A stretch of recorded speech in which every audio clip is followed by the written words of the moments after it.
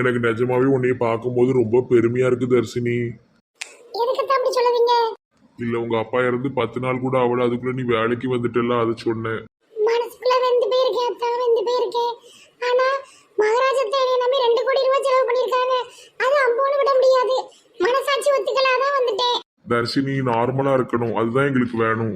அதனால நீ எதுவும் குழப்பிக்காத. அரியத்தா, ஊர் உலகம் பேசும். அப்பன் செத்து 10 நாள் அவள அதுக்குள்ள மீனிக்கிட்டு வேலைக்கு போயிட்டானு.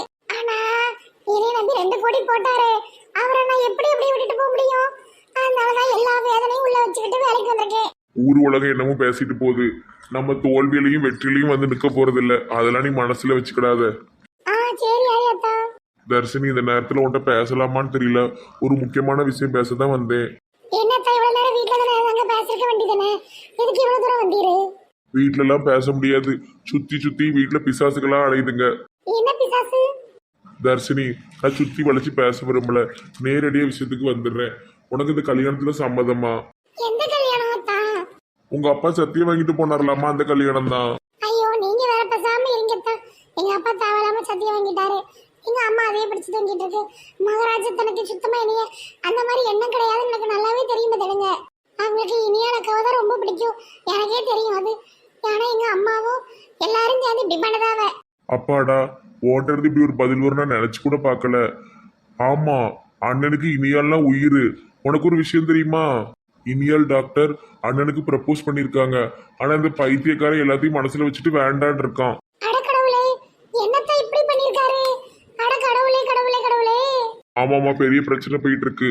அதை தெரிஞ்சுக்கிட்டு அவங்க அப்பா உருண்டை மண்ட டாக்டர் வந்து நேத்து ஒரே சண்டையா. நான் இல்லாம போயிட்டேன். ஒரு விஷயத்தை என்கிட்ட சொல்ல மாட்டேங்காவளே அப்பா. உங்க அம்மாவும் எங்க அம்மாவும் சரியான அமுக்குனீங்க. ரெண்டுமே சொல்லாது. அதான் இங்க வந்து உங்ககிட்ட சொல்றேன். நீதாம்மா அந்த கல்யாணத்தை எப்படிட்டு நிறுத்தணும். அரியத்தா, மகாராஜா தானே அத்தனா பார்த்ததே இல்ல.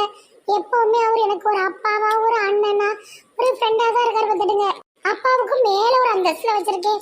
அப்படிப்பட்ட மனசுல புருஷனாலாம் பாக்குற மாதிரி மனசு எனக்கு கிடையாது. பார்த்துடுங்க, அவர் எப்பவுமே மனசுல உயர்ந்த இடத்துல இருக்காரு. அவரை மாதிரி ஆளெல்லாம் நான் சாமியா தான் வச்சு கும்பிடணும். அவங்க கூட பொண்டாட்டியெல்லாம் இருக்க முடியாது. பார்த்துடுங்க, நீ பேசுறதை கேட்டாலே எனக்கு அப்படி ஒரு மாதிரி புள்ள இருக்குமா.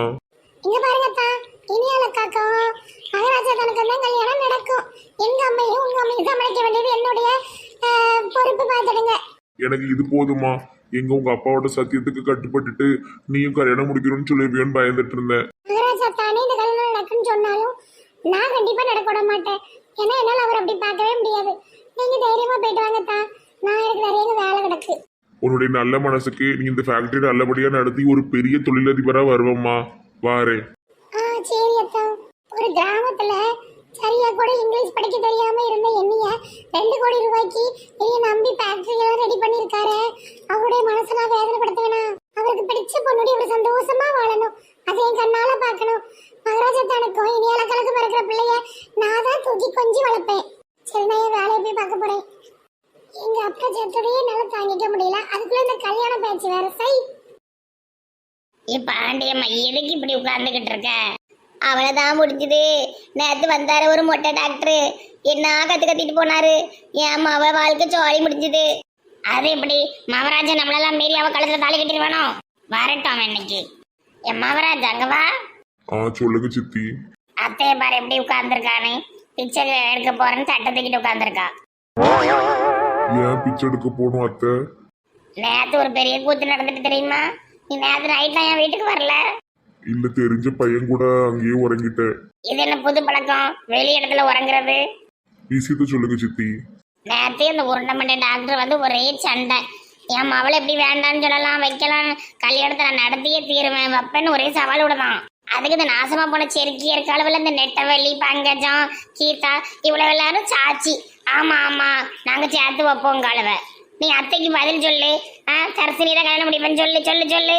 நான் எங்கேயாட்டு போய் பிச்சை எடுக்க போறேன், நீ விட்டுருங்க. அப்படிலாம் பேசாதீங்க அத்தை. உங்க எல்லாரும் விருப்பப்படி எல்லாமே நடக்கும். எங்க போற? அத சொல்லிட்டேன்னு சித்தி. உங்க எல்லாரும் விருப்பப்படி தான் நடக்கும். ஐயோ, இனியால் அப்பா அங்கேயும் வந்து சண்டை போட்டிருக்காரு. பாவம், அந்த மனசெல்லாம் சம்மதிக்கவே மாட்டாருன்னு நினைச்சேன். அவரே இறங்கி வந்திருக்காரு. ஆனா என் நேரம் இப்படி ஆயிட்டே. கடவுளே. போதுமா மாப்பிள்ளையே சொல்லிட்டான் அப்புறம் என்ன உனக்கு கவலை? பேசாம ஏறி பிச்சை தட்டை எடுத்துட்டு நிற்கா போ. நேரமே போக மாட்டேக்கு. இந்த மாதிரி கடைகள் மேல ஏறி நின்று வேடிக்கை பார்த்தோன்னா என்ன நடக்குன்னு தெரியும். யாராட்டும் வாராவளா? ஓடு உடஞ்சி விழுந்துடக்கூடாது, கால் முறிஞ்சிரும். எப்படியும் மளிகை கடைக்கு ஜாமான் வாங்க ஆளுவோ வரும், ஏதாவது கதை பேசுவாளுவோ, அதை கேட்டு 4 பேர்ட்ட சொல்லலாம். நேரம் போகணும்ல எனக்கும். கூரை மேல யாருமா உட்காந்துருக்கிறது? யாரும் இல்ல, காக்கா. சே, வீட்டுல முட்டையே இல்லை. முட்டை வாங்குறதுக்குன்னு மெனக்கிட்டு கடைக்கு வர வேண்டியதா இருக்கு. என்ன கடையில ஆளை காணும், யாரையும் காணும். காமாட்சி வராளே, காமாட்சி. ஏன் கீதாக்கா, ஏன் எப்போ பார்த்தாலும் ஒரு மாதிரி எரிச்சலோடே இருக்க? உனக்கு என்ன பிரச்சனை? என் பிரச்சனை நிறைய இருக்கு. என் புருஷன் ஒரு பிரச்சனை, கன்சிக்கா ஒரு பிரச்சனை, பேக்கரி ஒரு பிரச்சனை, என் மாமன் மார்க் கம்மியாக எடுத்திருக்கான் அது ஒரு பிரச்சனை. ஏன் இதெல்லாம் எல்லாரும் வாழ்க்கையிலையும் நடக்கிற பிரச்சனை தான். ஃப்ரீயா விட்டு பக்க கடைக்கு போயிட்டு வருவோம். எதுக்கிட்ட கடைக்கு போனோம்? ஏன் உன் வீட்டில் சீனியே இல்லைம்மா? காபி போடுறதுக்கு சீனி போட்டு குடிக்கணும்ல. உனக்கு தெரியுமாட்டி, நம்ம ஊர்ல சீனிங்க, ஆனா நிறைய ஊர்ல சர்க்கரைன்னு தான் சொல்லுவாங்க. சக்கரை இனிக்கிற சக்கரை, எறும்புக்கு என்ன அக்கறை. நம்ம ஊர்லலாம் அப்படி சொல்ல மாட்டோம், சீனி சீனி தான். காமாட்சி, அன்னைக்கு என்ன மார்க்கெட்ல வந்து எப்படி நீ அடிச்ச, இன்னைக்கு செத்தட்டி. இப்ப ஏதோ நடக்க போகுது, இதெல்லாம் நம்ம ரெக்கார்ட் பண்ணிக்கிடணும் போன்ல. ஏன் கீதாக்கா கல் எதுக்கு எடுக்கட்டி? இப்ப பாரு, இதுல இருக்கிற 10 கல்லும் அப்ப மண்டையை போய் பதம் பார்த்துட்டு வாங்க. அட கடவுளே, ஏம்மா அட கடவுளே, என்ன பண்ணிட்ட? வா ஓடிடுவோம். ஓடுட்டி ஓடு. அம்மா அம்மா. ஐயோ, நல்லா ஜூம் போட்டு எடுக்கலான்னு பார்த்தா கேமராவே தெரிய மாட்டேக்க. இன்னும் கொஞ்சம் வளைஞ்சு நிப்போம். இப்ப நல்லா தெரியுது. அம்மா, மேல இருந்து விழுந்துட்டேன். சரி, நல்ல வீடியோ ஒண்ணு கிடைச்சிருக்கு. அம்மா, மண்டை வலிக்கு மண்டை வலிக்கு. நானும் தான் விழுந்தேன், எனக்கும் தான் வலிக்கு. ரத்தம் வரல, நீங்க கலந்துச்சு ஆவு. அம்மா அம்மா. ஏம்மா, எனக்கு என்ன வலி வலிக்கு? 4 பேருக்கு நல்லது செஞ்சா யாராவது காப்பாத்துவாவ, இவளை யாரு காப்பாத்துவாவ? நானே நாய்க்கடிக்கு ஊசி போடாம அலையுவேன், ஒரு ஊசியை போட்டுட்டு வாரேன். அம்மா வலிக்கு. ஐயோ, என்னது இது? சம்மந்தாரம்ம ரோட்டை படுத்திடக்காவ, தண்ணி எண்ணி போடுமோ என்னமோ தெரியலையே. அம்மா, மண்டை வலிக்கு. ஆமா, குடிச்சா மண்டை வலிக்க தான் செய்யும். நம்ம கிட்ட தான் இது பேசாத, நமக்கு என்ன வந்திருக்கு போ. என்னது மண்டையில் சிவப்பு கலர்ல தக்காளி சாசம் வச்சு தின்னுக்கிட்டே படுத்திருக்கு போல. குடிச்சா தக்காளி சாசம் தும்பாவ, சிக்கன் தானே தும்பாவ. சரி, ஏதாவது இஷ்டம். ஐயோ, ரத்தமா வருது. ரத்தம் வருதா என்னன்னு தெரியலையே. என்னாச்சு உங்களுக்கு? யாரோ கள்ள கொண்டு அடிச்சு விட்டாவ, மண்டையிலேயே ரத்தமா வருது. ஐயோ, அது ரத்தமா? நான் கூட தக்காளி சாசம் ஊத்திட்டு ரோட்ல கிடந்து நக்கிட்டு கிடைக்கீங்களா நினைச்சேன்.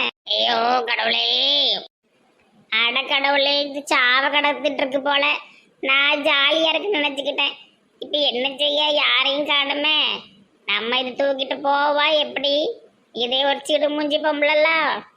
சரி, ஆபத்துக்கு பாவல, தூக்கு சரோஜா தூக்கு. வேற வழி இல்லாம தான் உங்களை தூக்குறேன். வேற அதுக்கும் ஒரு 7.5 எழுத்துறாதுங்க. வேற விவா எப்படி என்னைய தொட்டு தூக்கலான்னு சண்டைக்கு வந்துடாதுங்க. ஆஸ்பத்திரிக்கு தூக்கிட்டு போறேன்.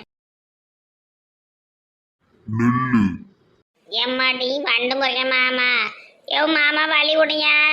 சாக்லேட் வாங்கி கொடுக்காம சூனிய வைக்கிற பொம்மையை தூக்கிட்டு எங்க போற? எது இது? சூனிய வைக்கிற பொம்மையா? யோ, இது மனுஷாளு. எனக்கு வேணும் இந்த பொம்மை. ஐ, இந்த பொம்மை அழகா இருக்கு, நான் இதை கல்யாணம் பண்ண போறேன். யோ மெண்டல், கூடியா? அந்த பொம்பளைய கூடியா? ஐயோ, குடும்பமா சேர்ந்து பழி வாங்குதாவளே. I love you, I love you பொம்மை. யோ, பஞ்சாயத்து தலைவர் கேட்டா மனசு நொந்து போயிருவாரியா? கூடியாத ஒரு பொண்டாட்டியா? ஊர் ஊரா போகலாம், ஊரை சுத்தி பார்க்கலாம், ஆத்தாடி ஆத்தாடி ஆள விடுமா. யோ மாமா, அந்த ஆளை கூடியா? அது பொம்பளை ஆளு, மண்டையில ரத்தம் வந்துகிட்டு இருக்கு. என்ன பண்ணிட்டு இருக்கீரு? சாக்லேட் வாங்கி கொடுத்துட்டு இந்த பொம்மையை வாங்கிக்கோ. ஐயோ, ரோட்ல கடந்திருந்தா கூட யாராவது தூக்கிட்டு போய் நேரம் ஆஸ்பத்திரியில சேர்த்துருப்பாங்க. இவா மாமனும் தூக்கிட்டு வந்து விளையாடுதா அவளே. பழி வாங்குதாவ, என்னையவே எனக்குனே பழி வாங்குதாவ. உங்களை பழியெல்லாம் வாங்கல, கற்பனை எல்லாம் பண்ணிக்கிட்டு இருக்காதுங்க. இதுக்குதான் தூக்கத்துக்கு யோசிக்கிட்டு இருந்தேன். மாமா குடியா விடு விடியா. ஐயோ ஐயோ, காலை பிடிச்சி இழுக்காளே. மாமங்காரன் மண்டையை பிடிச்சி நசுக்குதானே. குடு, எனக்கு வேணும், எனக்கு வேணும். எப்பா இவரு வேற போட்டு பாடா படுத்துதா இருப்பா நம்மள. சை, எனக்கு அந்த பொம்மை வேணும், எனக்கு வேணும். எங்கேயாவது ஓடி போய் தொலையும். எரிச்சலா இருக்கு ஆளு மண்டையும் பாரு. அவரு மண்டையை குறை சொல்லுதா. இவ புருஷனுக்கு இதை விட பெரிய வழக்க மண்டை. அவருக்கு சப்போர்ட்டா பண்ணதியே அவர்கிட்ட கொடுத்துடட்டுமா? கொடுத்துறவா? வேண்டாம் வேண்டாம் வேண்டாம். பொம்மை பொம்மை போயிட்டு. டாக்டர் டாக்டர் சீக்கிரம் ஓடியாங்க. ஒரு உயிர் போய்கிட்டு இருக்கு. என்னாச்சு என்னாச்சு? கீழே அடிபட்டு கிடந்தாவ, அதை தூக்கிட்டு வந்தேன். அந்த பெட்ல வைங்க. அடிபட்ட மாதிரி இருக்கு. என்னன்னு தெரியல, கீழே கிடந்தாவ நான் தூக்கிட்டு வந்திருக்கேன். அடிபட்டதா இல்லை யாரும் அடிச்சு போட்டிருக்காவளா இல்லை வேற என்ன பிரச்சனை இல்லை, இது எது வாய் யார்ட்டையும் கொடுத்து அடி வாங்கி செத்து கிடக்கான்னு தெரியல. போலீஸ்ல இன்ஃபார்ம் பண்ணணும். அடிதடியா இருந்தா என்ன செய்ய முடியும்? அதுவும் கரெக்டு தான். இது யார்கிட்டனாலும் சண்டைக்கு போற கேஸு தான். அப்போ நான் போய் அவங்க புருஷனை அனுப்பி விடுதேன். அவங்க கேஸ் எல்லாம் போட்டு வரட்டும். அப்புறமா நீங்க என்ன செய்யணுமோ செய்யுங்க. டாக்டரு, அடிதடிலாம் ஒண்ணும் இல்ல. ரோட்ல போயிட்டு இருக்கும்போது தடிச்சு விழுந்துட்டேன். கல் மண்டையில அடிச்சிட்டு காப்பாத்துங்க காப்பாத்துங்க காப்பாத்துங்க, நான் வாழணும் நான் வாழணும். ஓகே ஓகே ஓகே, டென்ஷன் ஆகாதீங்க. அதை பாக்க எம்மா நீங்க போலாம். சரி சரி, அவங்க புருஷன்ட்ட சொல்லிட்டு கிளம்பிடுவேன். இவ நம்மள இது வரைக்கும் வீட்டுக்கு வான்னு கூப்பிட்டது கிடையாது. நம்ம பிள்ளை எங்க கல்யாணம் கட்டி கொடுத்துருக்கோம். ஒரு நாள் கூட நம்மகிட்ட பேசவும் மாட்டா. ஏதோ மனிதாபிமானத்துக்காக இவளை ஆஸ்பத்திரியில் சேர்த்துட்டு போறேன். அதுக்கு நீ இவளுக்கு பில்லு கட்டிட்டா போக முடியும்? அவங்க புருஷன் வந்து கெட்டுவாரு. இவளுக்குலாம் என்னத்தை செஞ்சாலும் நன்றியே கிடையாது. நல்லா நாளைக்கு சரியாகி குணமானதுக்கு அப்புறம் தெருவில் பார்த்தா மூஞ்சி திருப்பிட்டு போவா. திமிரு பிடிச்ச பொம்பளை, பண வெறி, ஜாதி வெறி, அந்தஸ்து வெறி பிடிச்ச பொம்பளை. நல்ல அடிபட்டு இருக்கு. தையல் 2 போடணும்னு நினைக்கிறேன். டாக்டர் தையல் போட்டா என்னுடைய முக அழகு போயிருமே. மண்டையில தான் போட போறேன். அதுல எங்க இருக்கு முகம்? சரி. ஏம்மா, சிவா இன்னும் அதுக்கப்புறம் வரவே இல்லை. இப்போதைக்கு லீவ் இல்லல மாமா.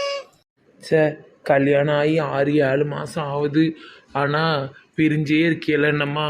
பெசாட்டுக்கு இங்கே வர சொல்லி கேட்டால் வரவே மாட்டேக்கான். அங்கேயே கிடக்கான் லூசு பையன். ஆமா மாமா, நானும் அதான் கூப்பிட்டு இருக்கேன். இங்கன கூடி எதாட்ட நிறைய சம்பளத்தில் வேலை கிடச்சிதுன்னா அவனை இங்கேயே இருக்க வச்சிடணுமா. நானும் தேடிட்டு தான் இருக்கேன். எனக்கு தெரிஞ்ச ஆள்வல்ட்டெல்லாம் சொல்லிட்டு தான் இருக்கேன். சரி மாமா. தலைவரே தலைவரே தலைவரே. என்னப்பா காட்டுமுத்து? காமாட்சி அக்காவை யாரோ ரோட்ல போட்டு அடிச்சு மண்டையை பிளந்து ஆஸ்பத்திரியில் சேர்த்துருக்காவலாம். அட கடவுளே, என்னாச்சு? யார்கிட்ட போய் சண்டையை போட்டான்னு தெரியலையே.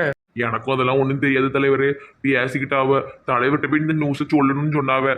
அதான் சொல்ல வந்தேன். நம்ம உருண்டமண்ட ஆஸ்பத்திரியில் தான் சேர்த்து வச்சிருக்காவலாம். சேர்த்தது வேற யாரும் இல்லை, உங்க சம்மந்தாரு இழிச்சக்கா தான். ஓ அப்படியா? என்ன பிரச்சனைன்னு தெரியலையே. கீதா எதுவும் போட்டு பிளந்துட்டாளன்னு தெரியலையே. யார் அடிச்சா அவளுக்கு என்னமோ அதெல்லாம் ஒன்றும் தெரியல. உங்க பொண்டாட்டி மண்டை பிஞ்சு ரோட்ல கிடந்திருக்காவ. இழிச்சக்கா பார்த்து தூக்கிட்டு போய் ஆஸ்பத்திரியில் சேர்த்திருக்காவ. இழிச்சக்கா தான் சொல்ல சொன்னாவ. இந்த மாதிரி தலைவரை பார்த்து தலைவரே உங்க பொண்டாட்டி ஆஸ்பத்திரியில் கிடக்குன்னு, உருண்டமண்ட ஆஸ்பத்திரியில் கிடக்காக நீங்க வந்து பார்த்துடுங்க. சரிப்பா சரிப்பா, நான் அந்த இப்போ போறேன்ப்பா. இன்னா செய்தாரை உறுத்தல் அவர் நாள நன்மையும் செய்து விடல். அதை விட்டு இதுக்கு அர்த்தம் உங்களுக்கு தெரியும்னு நினைக்கேன். உங்க பஞ்சாதி இழிச்சக்காளி என்னெல்லாம் அவமானப்படுத்திச்சு. ஆனா இப்ப பாருங்க, அவங்க தான் கொண்டு காப்பாத்திருக்காவ. ஆனா மண்டையை உடைச்சது யாருன்னு எனக்கு தெரியல. சரிப்பா சரிப்பா, திருக்குறள்லாம் அழகா சொல்லுதப்பா. உனக்கு இப்போ உடனே கொடுக்கறதுக்கு என்கிட்ட பரிசு இல்லை. நீ போயிட்டு வா, நான் அப்புறமா உனக்கு 5 ரூபாய்க்கு சாக்லேட் வாங்கி தரேன். இம்மடி மருமோளே, அப்ப நான் ஆஸ்பத்திரியில் போய் என்னன்னு பார்க்கேன். நீ கொஞ்சம் இந்த வேலையெல்லாம் முடிச்சிருமா? சரி மாமா. மாமா, எனக்கு ரொம்ப சந்தோஷமா இருக்கு. எதுக்குமா? காமாச்சு மண்டையில் அடிபட்டு கிடக்கால அதுக்கா?